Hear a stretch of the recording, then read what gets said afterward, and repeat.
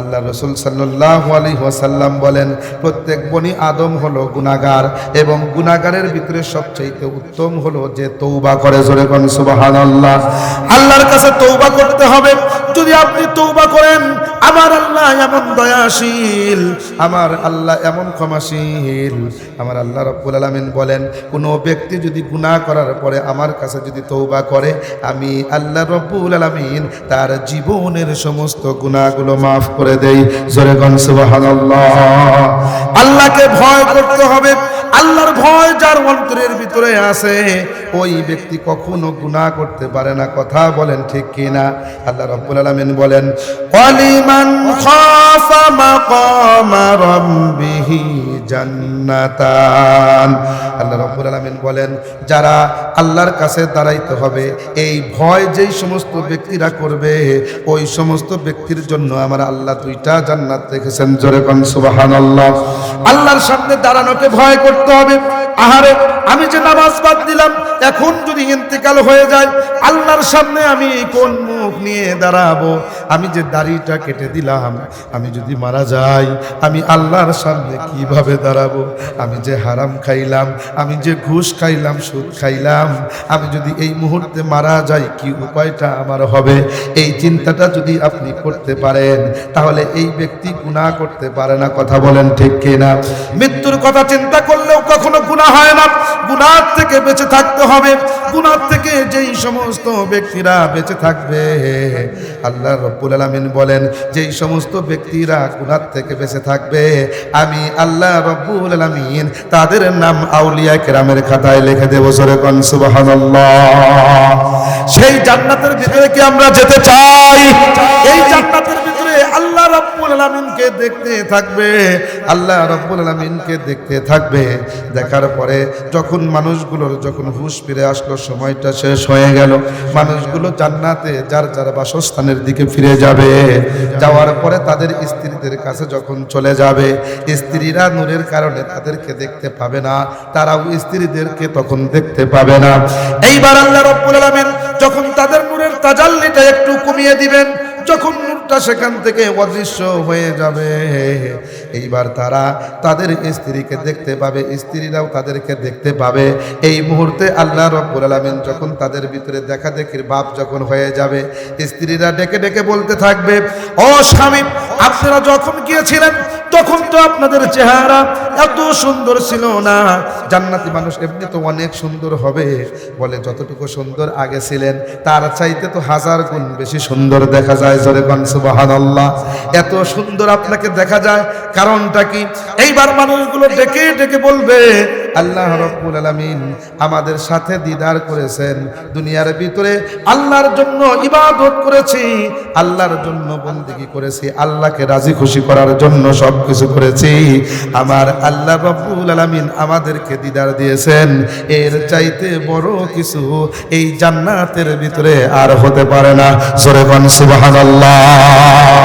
আমার বন্ধুগণ, এই জান্নাতে যদি যেতে চান, তাহলে আপনাদেরকে বলতে চাই, আল্লাহ রাব্বুল আলামিনের হুকুম আহকামগুলো পালন করতে হবে, আল্লাহ রাব্বুল আলামিনের আদেশগুলো মেনে চলতে হবে। এই জান্নাতের ভিতরে যদি যাইতে চান, তাহলে গুনাহ ত্যাগ করতে হবে। গুনাহ নিয়ে যদি অন্ধকার কবরে যদি আপনি চলে যান, তাহলে আমার আপনার কখনো উপায় থাকবে না। এই গুনাহকে মাফ করে নিতে হবে।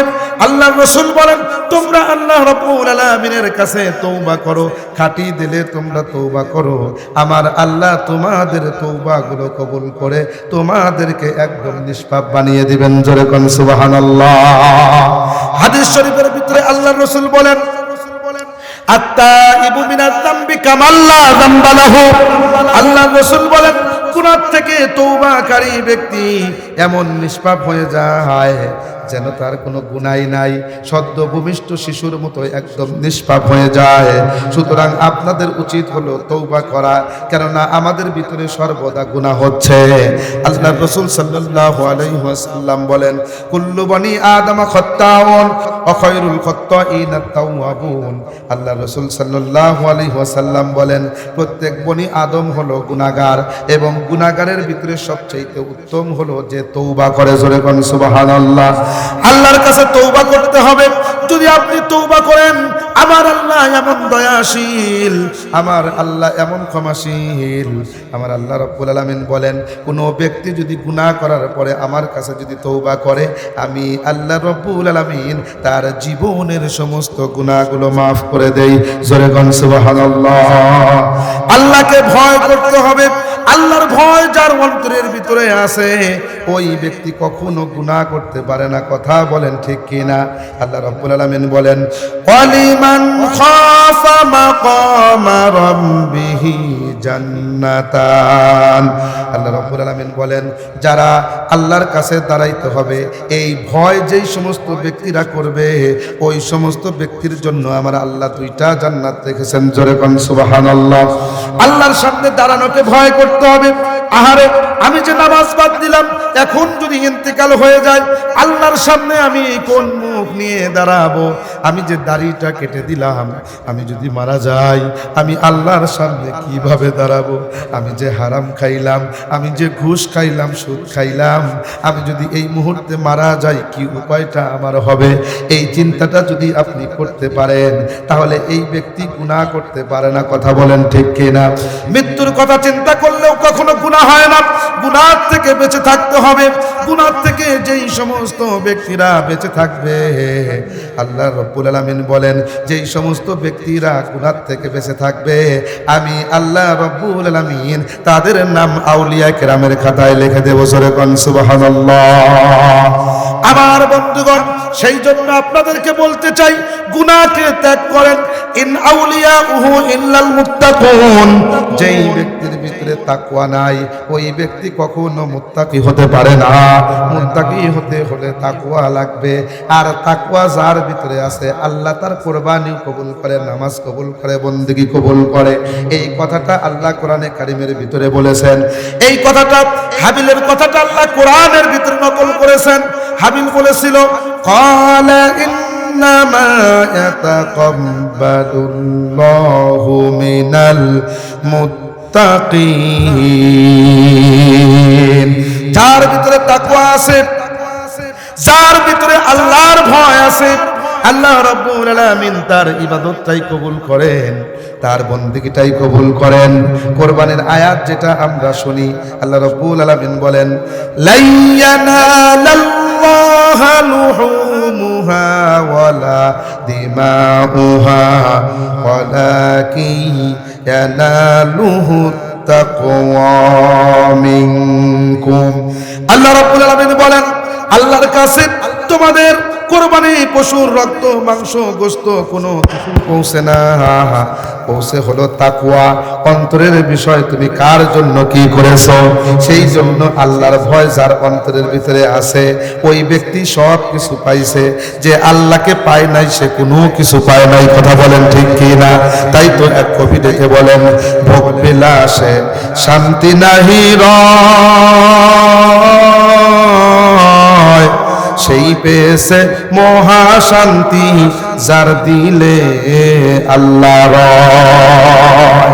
যার দিলের ভিতরে আল্লাহ আছে, তাই সেই মহাশান্তি পেয়েছে। যার দিলের ভিতরে আল্লাহ নাই, তার কোনো কিছুই নাই। আপনার লক্ষ লক্ষ টাকা থাকতে পারে, কিন্তু আপনার শান্তি নাই। আপনার কোটি কোটি টাকার ব্যাংক ব্যালেন্স থাকতে পারে, রাত্রি ঘুমের ট্যাবলেট খাওয়ার পরেও আপনার ঘুম আসে না। কিন্তু দেখবেন ওলামায়ে কেরাম, হক্কানি আলেমগণ, আল্লাহ ওয়ালাগণ, রাত্রিবেলা তারা ঘুমায় না, তাহাজ্জুদে আল্লাহর জন্য দাঁড়িয়ে গিয়েছে। তারা হারাম খায় না, আল্লাহকে ভয় করে। আল্লাহর ভয়ে নামাজ তারা ছাড়ে না, আল্লাহর ভয়ে তারা দাড়িকে বাদ দেয় না, আল্লাহর ভয়ে তারা সমস্ত অন্যায় থেকে বিরত থাকে। আমার আল্লাহ এত শান্তি ওলামায়ে কেরামের অন্তরের ভিতরে দিয়েছেন, আল্লাহ ওয়ালাদের অন্তরের ভিতরে এমন শান্তি দিয়েছেন, দুনিয়ার রাজা বাদশাহদের ভিতরেও এমন শান্তি নাই। আমার আল্লাহ তামাম জাহানের শান্তি তাদের অন্তরের ভিতরে ঢেলে দিয়েছেন। জোরে বলেন সুবহানাল্লাহ। সেই জন্য বলতে চাই, রিজিককে ছাড়ো, রাজ্জাককে ধরো। আল্লাহকে যদি তুমি ধরতে পারো, তাহলে তামাম পৃথিবী তোমার পদতলে এসে যাবে। আর আল্লাহকে বাদ দিয়া দুনিয়ার সমস্ত আসবাব উপকরণের পিছনে যদি চলতে থাকো, আল্লাহকে তো পেলে না, দুনিয়া কেউ পাবে না, জাহান্নামে তোমাকে যেতে হবে। সেই জন্য আমরা জান্নাতে যদি যেতে চাই, চিরস্থায়ী জান্নাতের ঠিকানা যদি পেতে চাই, আল্লাহ পাকের হুকুমের আনুগত্য করতে হবে এবং গুনাহকে বাদ দিতে হবে, আল্লাহর আদেশকে মানতে হবে, তাহলেই আমরা কামিয়াব হতে পারবো। যে ইবাদত করবেন আল্লাহকে রাজি খুশি করার জন্য করতে হবে। আল্লাহ পাক আমাদের সকলকে আমল করার তৌফিক দান করুন, সবাই বলি আমিন।